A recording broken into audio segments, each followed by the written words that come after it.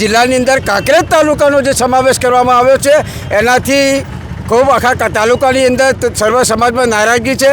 મારા નાના મોટા વેપારીઓ પણ આ બાબતથી ખૂબ નારાજ છે, જેથી આવતીકાલે થરા શહેર સંપૂર્ણ બંધ રહી અને પોતાનો વિરોધ વ્યક્ત કરવા માટે અમે એક દુકાને વેપારી લારી ગલ્લાવાળા મિત્રોને મળીને વિનંતી કરી છે।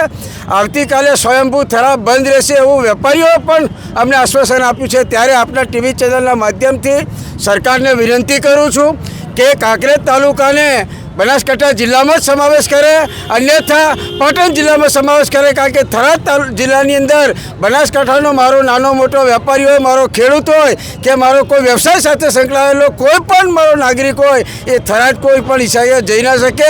અમારો નેશનલ હાઈવે છે, એને પાલનપુર કે ડીસા જવા માટે વિધિન 5 મિનિટની અંદર એ રોડ ઉપર ઊભો હતો, એને વિકલ્પ વ્યવસ્થા મળી જાય। નાના મોટા ગાડીઓના શોરૂમો પાલનપુર ને ડીસામાં આવેલા છે, ત્યારે મારા કાંકરેજ તાલુકાના સૌ કોઈએ જે નાની મોટી ગાડીઓ લીધી તેને સર્વિસ કરાવવા પણ પાલનપુર ડીસા જવું પડે છે।